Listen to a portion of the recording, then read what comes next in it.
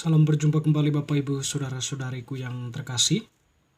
Pada kesempatan ini saya mengajak kita kembali lagi untuk mempersiapkan sedikit waktu kita untuk mendengarkan kembali sabda Tuhan yang kita ambil dari penginjil Lukas bab 1 ayat 57 sampai 66 dan dilanjutkan dengan ayat 80.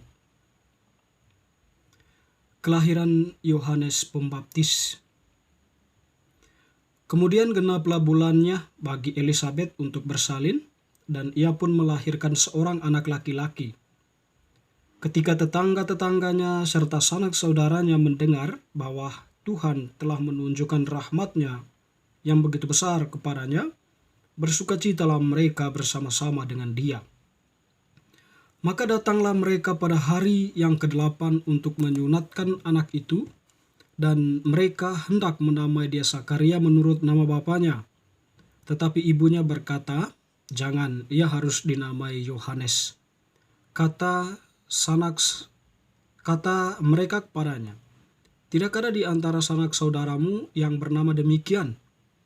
Lalu mereka memberi syarat kepada bapaknya untuk bertanya nama apa yang hendak diberikannya kepada anaknya itu. Ia meminta batu tulis lalu menuliskan kata-kata ini, "Namanya adalah Yohanes." Dan mereka pun heran semuanya. Dan seketika itu juga terbukalah mulutnya dan terlepaslah lidahnya, lalu ia berkata-kata dan memuji Allah. Maka ketakutanlah semua orang yang tinggal di sekitarnya, dan segala peristiwa itu menjadi buah tutur di seluruh pegunungan Yudea. Dan semua orang yang mendengarnya merenungkannya dan berkata, "Menjadi apakah anak ini nanti? Sebab tangan Tuhan menyertai dia." Adapun anak itu bertambah besar dan makin kuat rohnya, dan ia tinggal di padang gurun sampai kepada hari ia harus menampakkan diri kepada Israel.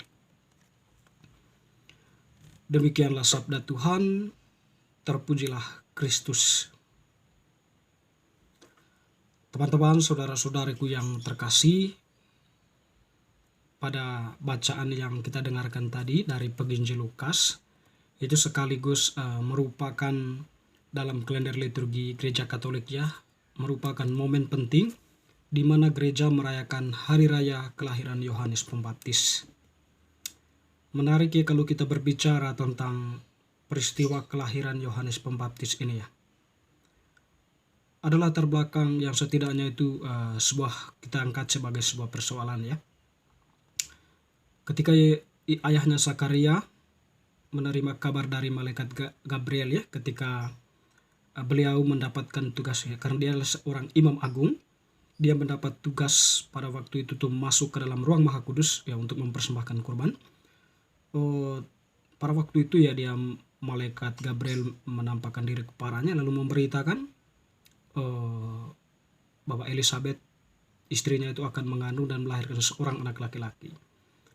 Tetapi dalam hal itu, dalam perjumpaan itu, sebagai manusia biasa dengan logika rasional yang lurus, dengan posisi Elisabet yang tua dan juga dirinya yang memungkinkan tidak bisa lagi untuk mengandung ya, Elisabet itu mengandung di usianya yang sangat tua ya. Karena itu ada keraguan dari dalam diri dia. Dan karena keraguan itulah maka Sakaria ini mengalami kebisuan ya. Dan kebisuan itu sampai Yohanes lahir. Dan juga ibunya Elisabet ya. Elisabet ibunya itu ya dalam dalam perjalanan hidup bersama dengan Sakaria belum dikarunia seorang anak pun ya, sampai mereka dalam usia yang tua itu. Dan oleh karena itu dalam budaya orang Yahudi pada waktu itu ya, orang yang hidup berkeluarga tetapi tidak mempunyai anak itu merupakan sebuah aib ya, menjadi bahan pembicaraan orang banyak ya, dan juga mungkin dianggap sebagai kutukan dari Allah dan sebagainya. Pokoknya kemana-mana lah hoax itu diberitakan, lalu logika-logika liar pun bisa terungkap di sana. Ya setidaknya Elisabet sebagai seorang perempuan mungkin merasa tertekan dengan hal seperti itu ya. Apalagi dengan posisi dirinya lalu kemudian komentar-komentar orang tentang dirinya. Tetapi yang menarik di sini, Elizabeth tak pernah berputus asa ya. Dia tetap berdoa kepada Tuhan, kepada Yahweh, untuk dikaruniai seorang anak. Memang doa-doa mereka terjawab pada usia tua mereka ya. Maka lahirlah Yohanes Pembaptis. Tentu di sini kelahiran Yohanes Pembaptis, selain bagaimana kita mendengar tadi dalam bacaan Injil ya. Pertama, selain sudah membuka mulut Sakaria bisa berbicara lagi ya. Tetapi sekaligus di situ dia mengubah pola pikir banyak orang tentang ibunya ya. Bahwa ibunya yang mandul ya, ibunya yang tidak mendapatkan anak. Kelahiran Yohanes Pembaptis itu membawa sukacita yang besar dalam keluarganya, dan aib yang dialami ibunya pun tersingkir ya dengan kehadiran Yohanes Pembaptis, dengan kelahiran Yohanes Pembaptis. Mungkin yang lebih menarik kalau kita berbicara tentang kelahiran Yohanes Pembaptis ini ya, berkaitan dengan posisi dirinya yang setidaknya itu kelahirannya itu ya pertama-tama dikehendaki oleh Allah. Allah sendirilah yang turun tangan atas Sakaria dan Elizabeth, berkarya dalam diri mereka, meskipun mereka dalam usia yang tua, tentu tidak terlepas dari iman mereka ya, atau tidak terlepas dari kedekatan mereka dengan Allah, sehingga Allah pun ya mengaruniakan mereka rahmat khusus ya dengan kelahiran Yohanes Pembaptis. Dan Yohanes Pembaptis itu sendiri yang lahir itu bukan manusia yang biasa-biasa saja ya, tetapi dia itu kemudian posisinya itu ya seorang nabi besar ya. Dan apa yang menjadi tugasnya itu kemudian? Nah, tugasnya sangat mulia. Dia itu hadir sebelum Yesus. Nah, posisi dia sebagai nabi di situ, dia itu mewartakan pertobatan, mempersiapkan jalan bagi Mesias yang akan datang. Dan oleh karena itu, ketika Yohanes Pembaptis di sini di padang gurun berseru-seru ya tentang pertobatan, itu menjadi indikasi bagi kita memang dia diutus untuk mempersiapkan jalan bagi Yesus, bagi Mesias ya. Dan seruan yang paling utama di situ adalah seruan pertobatan. Dan setiap orang yang bertobat itu ya harus diberi tanda, yaitu mereka dibaptis ya, yang disebut dengan baptisan tobat. Di mana orang-orang yang menerima baptisan itu hanya sebagai sebuah simbol bahwa mereka tobat dan siap, atau sebagai persiapan bagi diri mereka untuk menyambut Mesias yang diwartakan oleh Yohanes Pembaptis itu ya. Di sini ya memang tugasnya sebagai nabi ya sungguh mulia dan sungguh agung ya. Sekaligus ya dia mewartakan kebenaran, menyuarakan kenabian. Di situ dia bagaimana dia menegur Herodes ya. Di Herodes yang berusaha untuk menikahi istri dari saudaranya Filipus ya. Lalu kemudian ya dia ditegur oleh Yohanes Pembaptis, mengatakan tidak layak engkau mengambil istri saudaramu Herodes.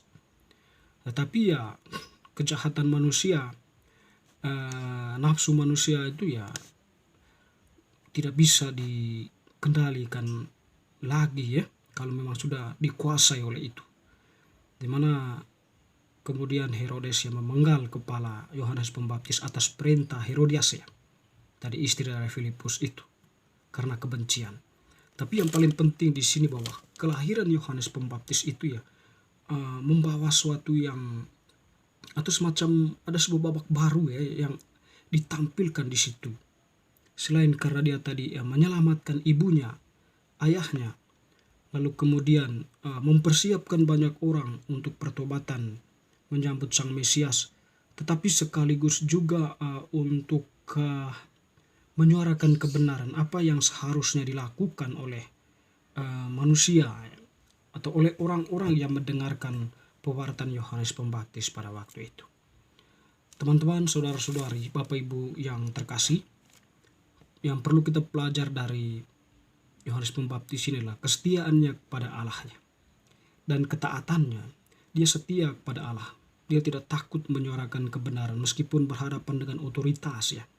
Dia berani menyuarakan kebenaran itu. Kita juga kiranya belajar pada dia untuk berani menyuarakan kebenaran dan bertindak atas nama kebenaran itu. Jangan menutup-nutupi